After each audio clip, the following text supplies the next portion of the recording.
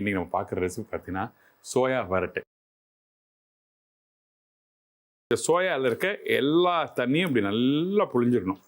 எந்த அளவுக்கு கையில் புளிய முடியுமோ அந்த அளவுக்கு ஸ்ட்ரென்த்து கொடுத்து நீங்கள் புளிஞ்சிருங்க. இப்போ வந்து நம்ம கடலெண்ணெய் ஊற்றிருக்கோம். இதுக்கப்புறம் நம்ம என்ன பண்ணுறோன்னா இடித்து வச்சுருக்க இந்த பூண்டு இங்கே பாருங்கள், சும்மா ஒரு 5-6 பல்லு இருந்தால் போதும்.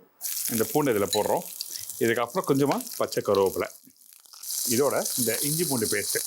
தக்காளி போட்ட பிறகு நம்ம போடக்கூடாது, சரிங்களா? இப்போ எடுத்து போடுறேன். மிளகாத்தூள் கம்மியாக தான் போட்டிருக்கேன். அதுக்கப்புறம் மல்லித்தூள் அதிகமாக போடுறோம். அதுக்கப்புறம் மஞ்சத்தூள், உப்பு தேவையானதுக்கு. இதெல்லாம் போட்ட பிறகு நம்ம அரைச்சி வச்சுருக்க தக்காளி அப்பப்போ கொஞ்சமாக இந்த மாதிரி தண்ணி லைட்டாக நீங்கள் யூஸ் பண்ணிக்கலாம். என்னோடய சஜஷன் அதிகமான தண்ணி வேண்டாம். கடைசியாக நம்மகிட்ட இருக்க இந்த மிளகுத்தூளை, இந்த பச்சை கருவேப்பிலை அப்படி பிச்சு போடுறேன். லைட்டாக ஒரு 1/2 டீஸ்பூன் அளவுக்கு எண்ணெய் போடுறோம். இதை அப்படியே கையில் எடுத்திங்கன்னா அப்படியே லட்டு மாதிரி உள்ளே இறங்கும். சுட சுட சுட ரசத்துக்கு, பருப்பு சோறுக்கு, சாம்பாருக்கு, அதுக்கெல்லாம் வந்து அப்படி மென்று சாப்பிட்டா அப்பப்பா வேறு லெவலில் இருக்கும்.